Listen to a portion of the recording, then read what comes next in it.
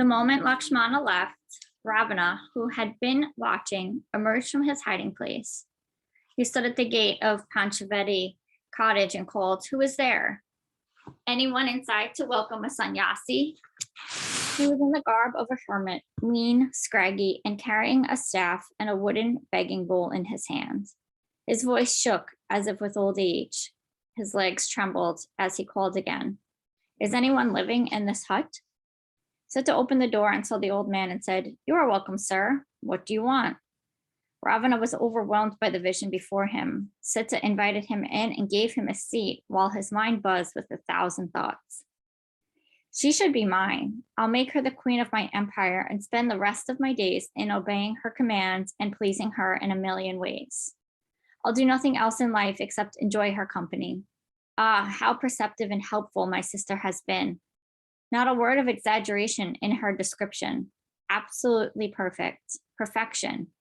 How good of my darling sister to have thought of me when she saw this angel.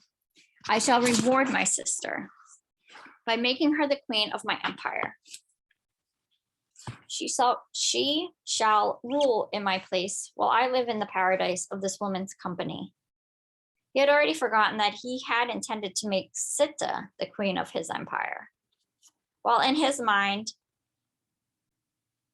was busy with these pleasant plans, Sita was inquiring, "How do you come to be found on this lonely forest path at your age? Where do you come from?" He woke up from his daydreaming to answer, "Well, there is one," and proceeded to give a detailed account of himself in the third person as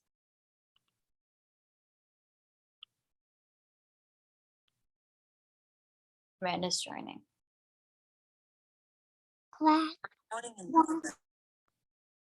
Morning, Amanda. Oops. Morning. Hit the wrong button.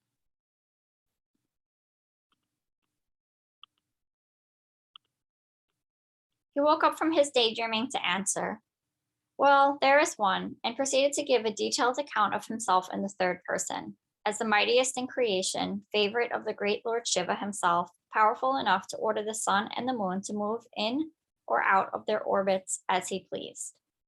All the gods wait upon him to do the slightest bidding, and all the divine damsels, Urvasi, Tilotama, and the others, are ever ready to massage his feet and strap his sandals on. He is greater than Indra. His capital is unmatched, a magnificent city. He commands all the power, wealth, and glories of this world. Thousands of women wait anxiously for his favor, but he is waiting and looking for the most perfect beauty in creation. He has learned, just, handsome, in vigor, youthfulness, unmatched. I have stayed in the glory of his presence for a long time and am now returning home this way. Why should a saintly one like you have chosen to live that Rakshasa country, leaving cities where good men are to be found and the forest where sages live? They are good people, not harmful or cruel like the so-called gods. The Rakshasa clan has been misrepresented and misunderstood. They are kind and enlightened and particularly good to sadhus like me. Those who live amidst asuras could easily become asuras too, Sita remarked naively. Ravana said, "Asuras can be good to those who are good to them. Since they are the most powerful in all the worlds, what could be wiser than to live in harmony with them?" "But their days are numbered," said Sita. "My Lord's mission in life is to rid this world of them and establish peace on earth. No human being could ever dare try it. It's like a rabbit hoping to destroy an elephant herd." "But have you not heard how my Lord has vanquished Kara, Dashana, Varada, and the rest single-handed? Kara, Varada, and the rest were weaklings, possessing neither bows nor armor. Not a great task conquering them. Wait until you see, as you soon will, what happens to him when he has to meet the mighty Ravana, who has 20 shoulders." What if he has 20 shoulders?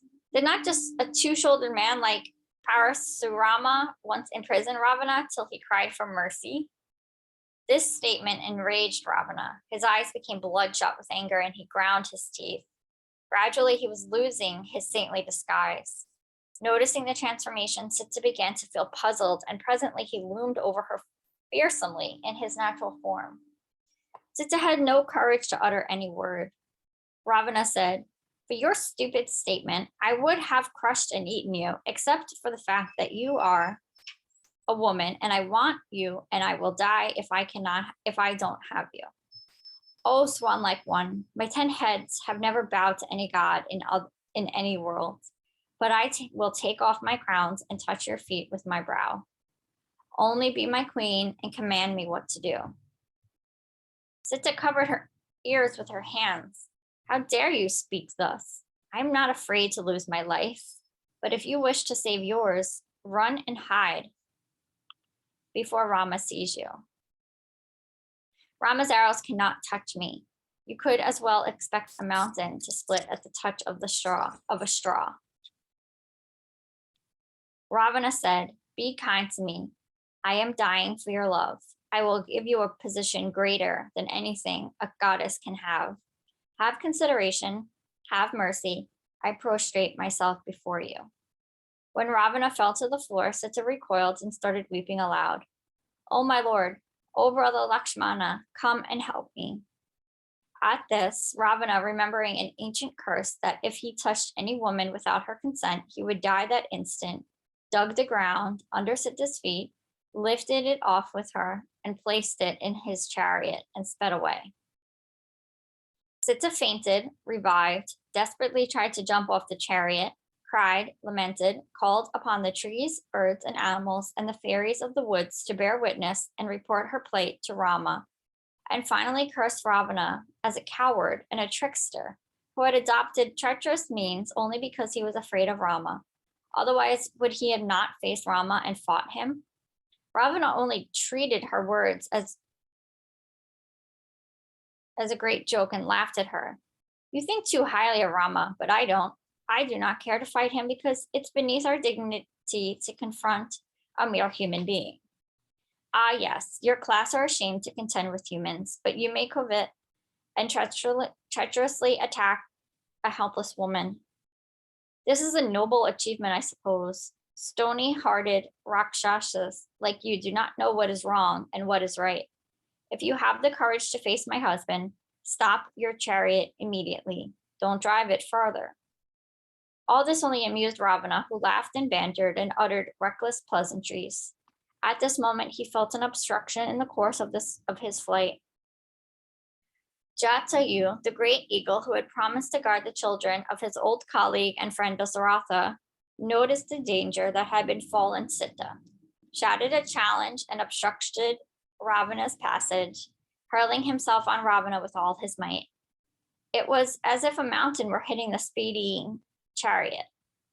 Before starting the actual battle, Jatayu appealed to Ravana to replace his steps and take Sita back to Panchavati. He said, "You don't even have to go back. Just stop and put her down, and I'll lead her back safely to her husband, and you may run away before Rama comes." Ravana laughed at this proposal. "Keep out of my way, you senile bird. Go away." Jatayu advised him, "Don't seek your own ruin and the ruin of your whole clan, class, tribe, and all. Rama's arrows will end your career. Have no doubt about it." "Stop chattering away like this," Ravana commanded. "Let all those heroes you talk about come. Bring them all, and I will deal with them. Whatever may happen, I'll not yield this treasure that I have acquired. She will go with me." Sita grew desperate and burst into tears. Jatayu said, "Don't fear. No harm will come to you. This demon will be destroyed by me. You don't have to worry about it at all," and began his attack. The flapping of his enormous wings created the power of a storm which shook and paralyzed both Ravana and his chariot. Then he hit and tore with his whole body, beak and claws, with such force that Ravana's ensign with the symbol of a Veena was torn, and the flagstaff was in fragments. His crowns were knocked off and fell to the ground. His royal canopy was in tatters, and the chariot was smashed. Ravana parried and hit and used all the weapons in his command, but Jatayu kept up an unrelenting offensive. Ravana tried to spare Jatayu up to a point. His anger finally rose, and he took a special sword, an infallible one gifted to him by Shiva, called Chandrahasa, and with a couple of flourishes and swings dealt a final blow to Jatayu, looped off his gigantic wings, and pierced his throat. After Jatayu fell, Ravana picked him up, abandoned his chariot, placed Sita on his shoulders with a piece of ground beneath her, exercising his power to fly in the air, carried her off to Lanka. Meanwhile, Jatayu, with an effort of will, kept himself alive until Rama and Lakshmana, searching for Sita, came that way. With his dying breath, Jatayu gave an account of what he had witnessed and said, "Do not despair, you will succeed in the end." Rama anxiously asked, "In which direction did they go?" But Jatayu was dead before he could answer. Chapter 6, Bali. The perfect man takes a false step, apparently commits a moral slip, and we ordinary mortals stand puzzled before the incident. It may be less an actual error of commission on his part than a lack of understanding on ours, measured in eternity. Such an event may stand out differently. But until we attain that breadth of view, we are likely to feel disturbed and question the action. Rama was an ideal man, all his faculties in control in any circumstances, one possessed of unwavering sense of justice and fair play. Yet he once acted, as it seemed, out of partiality, half knowledge, and haste, and shot and destroyed from hiding a creature who had done him no harm, not even seen him. This is one of the most controversial chapters in the Ramayana. The characters in the drama that follows are Vali, Sugriva, Hanuman, and Rama. The action takes place in the mountainous forest regions of Kiskindha, a kingdom ruled and inhabited by monkeys. In the Ramayana, the participants are not only human beings, but many others from God's creation, intelligent, cultured, and with their own achievements of spirit as well as physique. Jambavan was a bear, Jatayu was an eagle, Lakshmana, Rama's brother, was himself a great incarnation of the great serpent Adisesha, whose coils Vishnu resisted. Whatever might be the form and shape, when they spoke and acted, their physical appearance passed unnoticed. Kiskindha was peopled and ruled by what might, broadly speaking, be named a monkey race. But they were beings endowed with extraordinary intelligence, speech, immeasurable strength, and nobility, and were of godly parentage too. Rama, in his desperate quest for Sita, was journeying southwards and crossed the frontiers of Kiskindha. Although he was an incarnation of Vishnu, the supreme god, in human form, as we have seen, he was subject to human limitations of understanding and the despairs arising therefrom. Following Sita's trail by hearsay and hints, he and Lakshmana arrived on the frontiers of Kiskindha. Their entry was not unobserved. The companion and helper of Sugriva, ruler of the monkey clan, was Hanuman, who will later take his place in the Ramayana as a major character. Hanuman, watching for intruders, noticed Rama and Lakshmana far off on the mountain path. Assuming the shape of a young scholar, he went down and remained hidden behind a tree on their path.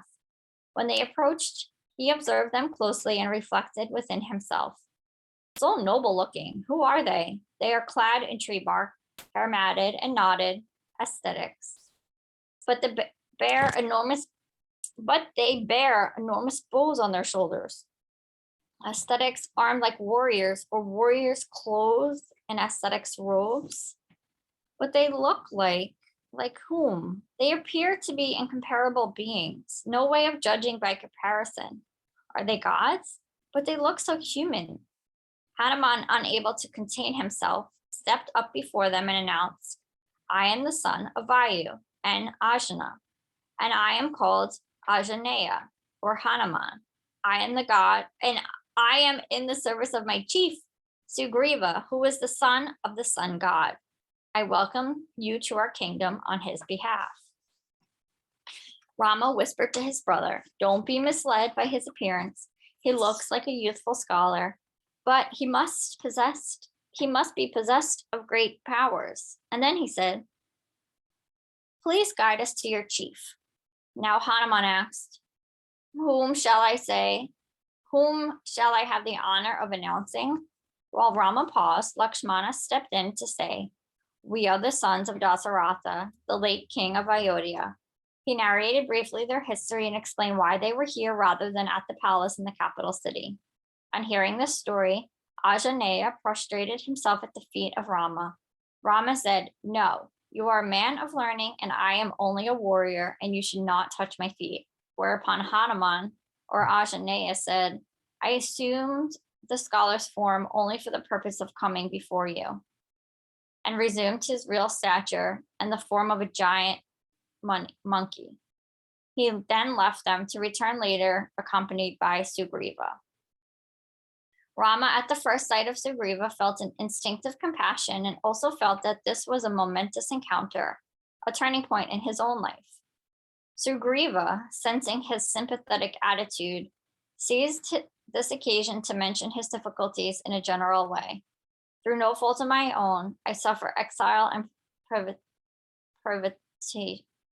privations. Have you lost your home and are separated from your wife? When this question was asked, Sugriva, too overwhelmed to speak, remained silent, whereupon Hanuman stood up and told his story. I'll pause here at Sugriva's story for today.